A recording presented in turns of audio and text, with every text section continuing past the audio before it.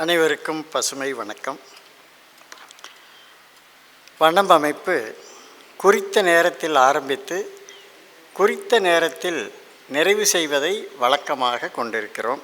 அந்த வகையில் இன்னும் ஒரு 17 நிமிடங்கள் இருக்கிறது. வழக்கமாக நான் பிரார்த்தனையோடு நிறுத்திக்குவேன், பேசுகிறதில்ல. இன்றைக்கி ஏதோ வாய்ப்பு கிடச்சிருக்கு. இப்போ நான் உங்களுக்கு சில அறிவிப்புகளை முதல்ல சொல்கிறேன். வனம் அமைப்பு ஒவ்வொரு வாரமும் துவங்கிய நாளிலிருந்து இன்று வரை ஒவ்வொரு செவ்வாய்க்கிழமையும் காலை 7 மணிக்கு இந்த பிரார்த்தனை கூட்டம் தொடர்ந்து நடைபெற்று வருகிறது. கொரோனா காலத்திலும் இது நிறுத்தப்படவில்லை. அடுத்ததாக ஒவ்வொரு மாதமும் கடைசி வெள்ளிக்கிழமை வான்மழை என்கின்ற ஒரு கருத்தரங்கு தொடர்ந்து நடைபெற்று வருகிறது. கொரோனா காலங்களில் மட்டும் அது நடைபெறவில்லை. அரசினுடைய உத்தரவை மதித்து நாங்கள் அதை நடக்கவில்லை. இப்போது இந்த மாதம் வருகிற 25ஆம் தேதி விவசாயிகளுக்காக ஒரு கால்நடை பராமரிப்பு துறையிலே நம்பர் 1 இன் தமிழ்நாடு டாக்டர் புண்ணியமூர்த்தி அவர்களை பற்றி நான் இப்பொழுது உங்களுக்கு சொல்லுகிறேன். அவர் ஒருத்தர் மட்டும்தான் இந்த மாதம் பேசுகிறார். வழக்கமாக நாங்கள் 3 பேர்த்த கூப்பிடுவோம். ஒரு அறிஞர், ஒரு செயற்பாட்டாளர், ஒரு சாதனையாளர் என்று. இது டைமு விவசாயிகளுக்கு அதிகமாக நம்ம கொடுக்கணும், அவங்க இதிலிருந்து கற்றுட்டு போகணுங்கிறதுக்காக அவர் ஒருத்தர் மட்டும் இந்த மாதம் மட்டும் அப்படி கூப்பிட்ருக்குறோம். அவரை பற்றி நான் உங்களுக்கு சொல்கிறேன். Doctor Punniyamoorthy MVSc PhD diploma and FSVPT and FNSE, பேராசிரியர் எமிரேட்ஸ் அண்ட் TDU, முன்னாள் பேராசிரியர் TANU, ஆலோசகர் NDOSGOI.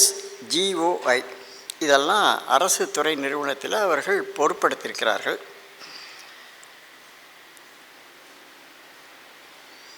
ஐந்திணை பெருவாழ்வு, மெடிக்கல் அக்ரோ எக்காலஜி, மருந்தியல் மற்றும் நச்சுத்தன்மை அறிவியல், ஃபார்மாகாலஜி அண்ட் டாக்சிகாலஜி துறையில் சிறந்த பங்களிப்புகளை ஆற்றி வந்தவர் நமது தலைமை விருந்தினர். ஃப்ரைட் நிறுவனத்துடன் இணைந்து மரபு வழி கால்நடை மருத்துவம், எத்திக் வெட்டினரி மெடிசன் என்கின்ற முறையை கால்நடை பாடத்திட்டத்தில் இணைத்து நடைமுறைக்கு கொண்டு வர முக்கிய பங்கு வகித்துள்ளார். நாட்டின் உழவர்களுக்கு அடிப்படை சுகாதார சேவைகளில் சுயசார்புடன் செயல்பட மூலிகை அடிப்படையிலான வெற்றிகரமான மருத்துவ குறிப்புகளை உருவாக்கி பேருதவி ஆற்றியுள்ளார். மடிநோய், கோமாரி, கசப்பு போன்ற நோய்களுக்கு முற்றிலும் மூலிகை வழி முறையில் தீர்வுகளை உருவாக்கி 2013-14 முதல் தமிழகம் மற்றும் கேரளா கால்நடை பராமரிப்பு துறைகளால் அதிகாரப்பூர்வமாக பயன்படுத்தப்பட்டு வருகிறது. இந்த முறைகளால் நாடு முழுவதும் ஆயிரக்கணக்கான மாடுகள் இறப்பு மற்றும் பக்க விளைவுகளிலிருந்து பாதுகாக்கப்பட்டுள்ளது. 2022 முதல் இவரின் மூலிகை மருத்துவ குறிப்பு பெரியம்மை நோயிற்கு சிறந்த தீர்வாக அடையாளம் காணப்பட்டு மத்திய அரசின் commissioner of animal husbandry, fisheries and DAH பரிந்துரை செய்யப்பட்டுள்ளது. தொலைதூர மருத்துவம், டெலிமெடிசன் மூலம் கிராமப்புறங்களிலும் கால்நடை மருத்துவ சேவை வழங்கும் வகையில் சுலபமாக்கியுள்ளார். காயங்கள், காய்ச்சல், கழிச்சல், உப்புசம், மடிநோய், கோமாரி, குடற்புழுக்கள், இனப்பெருக்க சிக்கல்கள், பல்வேறு தொற்றுகள் உள்ளிட்ட பல கால்நடை சார்ந்த நோய்களுக்கு பல லட்சம் கால்நடைகளுக்கு பயன்படுத்தி காப்பாற்றப்பட்டுள்ளார். AMR free livestock production, மருந்து பொருள் எச்சமில்லா பால் முட்டையில் உற்பத்தியில் இவரது பங்களிப்பு 20 ஆண்டுகளுக்கு மேலாக நீடிக்கிறது. இதன் மூலம் உழவர்களுக்கும் கால்நடை மருத்துவர்களுக்கும் பெரும் அளவில் பயனடைந்து வருகிறார்கள்.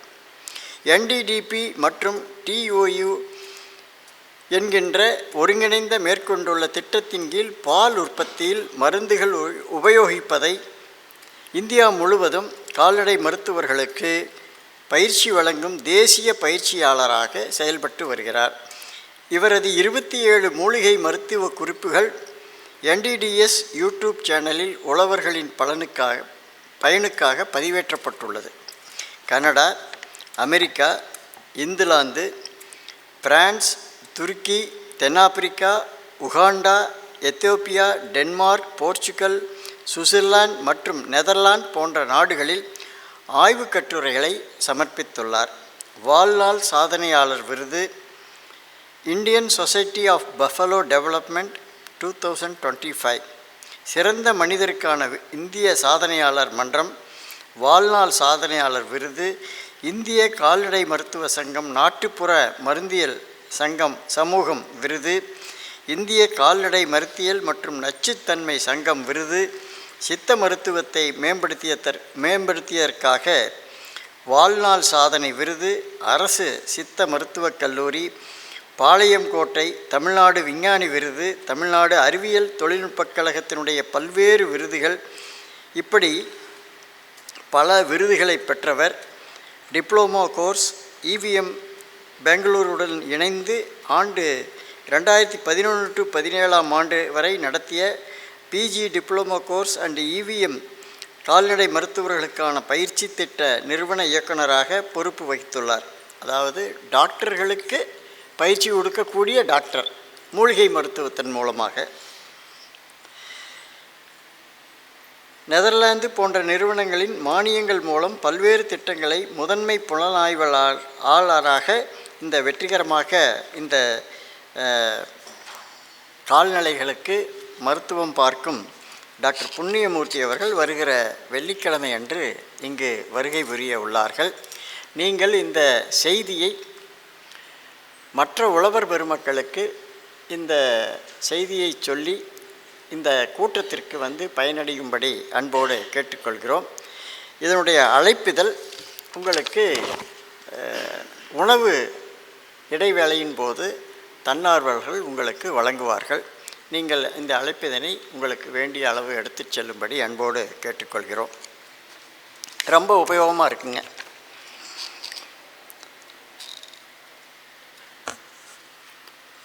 எங்களுடைய இயற்கை வேளாண் விஞ்ஞானி மற்றும் ஆலோசகர் திரு பழனிசாமி ஐயா அவர்கள் விவசாயத்தை பற்றியும் பிளாக் கோல்டு என்கின்ற பயோசார் என்கின்ற ஒரு புதிய தொழில்நுட்பத்தை பற்றியும் உங்களுக்கு சொன்னார்கள். இப்போ நிறைய விவசாய பெருமக்கள் புளியம்பட்டியிலிருந்து என்னுடைய உறவினர்கள் பங்காளிகள் எல்லாம் வந்திருக்கிறீர்கள். அதே போல் ஜனனி என்கின்ற ஒரு தன்னார்வ அமைப்பு விவசாயிகளுக்கு சேவை செய்வதற்காகவே அர்ப்பணிக்கப்பட்டு தொடர்ந்து முயற்சி செய்து வருகிறார்கள். மிகப்பெரிய பணிகளை அவர்கள் செய்து வருகிறார்கள். அவர்களோடு இணைந்து வனம் அமைப்பும் அவர்களுக்கு ஆதரவு தெரிவித்து அந்த புனித பணியில் வனம் அமைப்பும் பங்கெடுத்து இருக்கிறது உங்களுக்கு சொல்லிக்கொள்ள விரும்புகிறேன். இப்போது இன்றைக்கி இருக்கிற நிலைமை, பொதுவாக விவசாயம்னா அது ஒரு லாபம் இல்லாத தொழில். தொழில் செய்கிறவங்கெல்லாம் நல்லா இருக்கிறாங்க, பென்ஸ் காரில் போகிறாங்க. விவசாயம் பண்ணால் அவங்க ஒரு திருமண நிகழ்வுக்கு போனாலும் கூட தனியாக தெரியுது. ஒரு கசங்கிய சட்டை, ஒரு ஏழ்மையின் வருத்தம் முகத்தில் தெரிகிறது. இப்படி ஒரு விசேஷத்தில் பார்த்தா விவசாயின்னா டக்குன்னு கண்டுபிடிச்சிடலாம். தலைக்கு துண்டை கட்டிட்டு ஒரு ஒடுக்கு விழுந்த கன்னம், இப்படி ஒரு ஏழ்மையான மனிதர் அப்படிங்கிறதுக்கு ஒரு அடையாளமாக விவசாயம் காட்டப்படுது. இது பத்திரிகை துறையிலும் கார்ட்டூன்லேயும் கூட அப்படித்தான் காட்டுறீங்க. ஒரு விவசாயினா அவர் கொஞ்சம் தாடி வச்சுருப்பார், கொஞ்சம் உருமாலை கட்டியிருப்பார், ஒரு ஏழை மாதிரி காமிப்பீங்க. அதே ஒரு தொழில் செய்கிறோன்னா அவர் கோட்டு சூட்டு போட்டு ஒரு வயிறெல்லாம் முன்னாண்ட தெரிகிற மாதிரி கார்ட்டூன் அப்படித்தான் இருக்கும். ஆனால் யதார்த்த நிலைமை என்ன?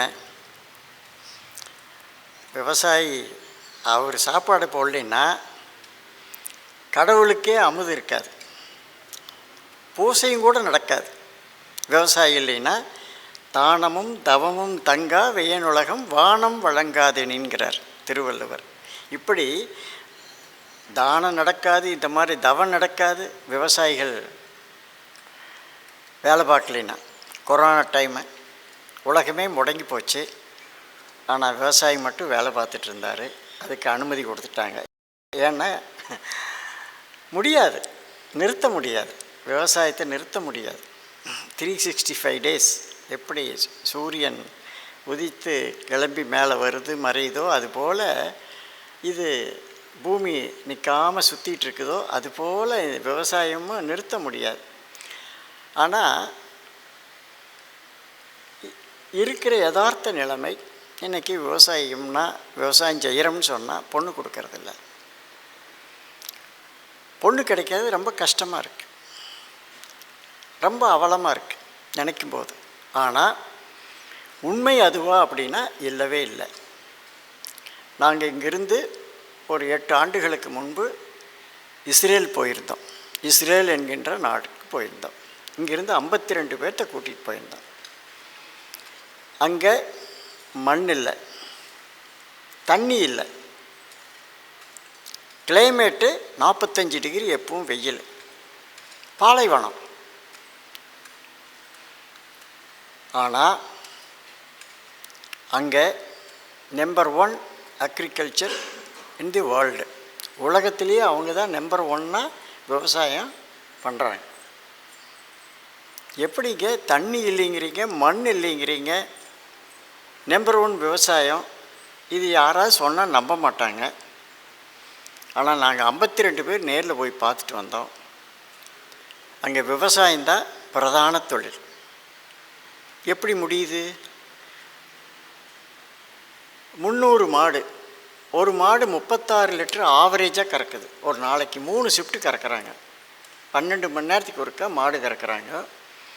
3 பேர் தான் 300 மாட்டை பராமரிக்கிறாங்க. 2 இன்ச்சு பைப்பு தண்ணி, காட்டு தண்ணியில் 2 இன்ச்சு பைப்பில் போகிற மாதிரி அங்கே பால் போயிட்டுருக்கு.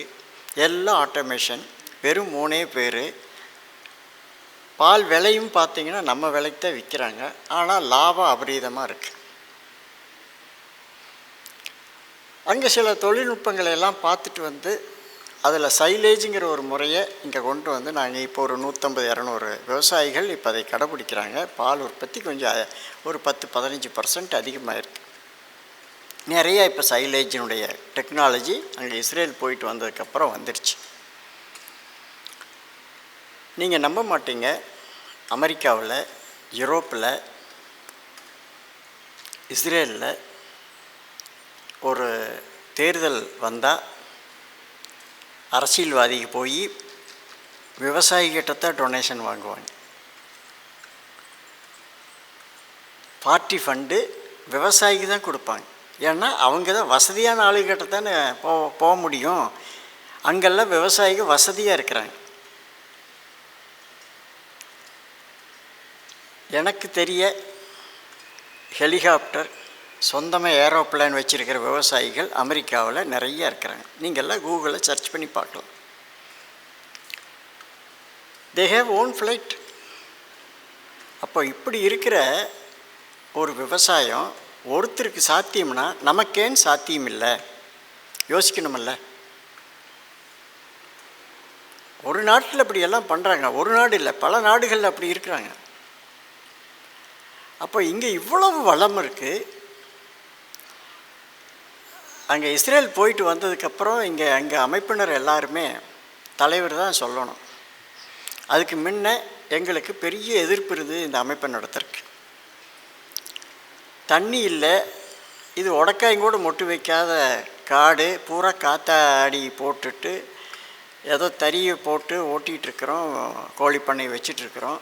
இந்த இருக்கிற தொழில் விட்டு போட்டு நீ போய் மரம் வைக்க போகிறதுக்கு தண்ணி எங்கே இருக்குது, மரம் வச்சா மழை வருமா, இப்படியெல்லாம் எங்களுக்கு எதிர்ப்பான கேள்விகள் இருந்துட்டு இருந்தது.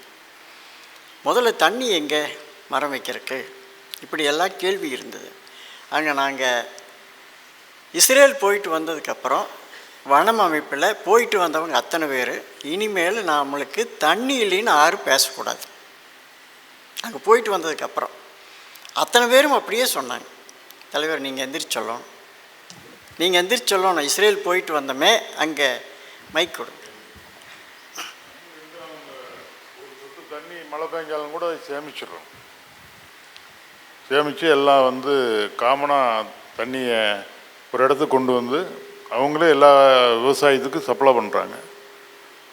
நம்ம மாதிரி தண்ணி ஆற்றுலையும் இதுலேயும் விட்டுட்டு அப்புறம் போய் தண்ணி இல்லைன்னு கேட்டுருக்குது.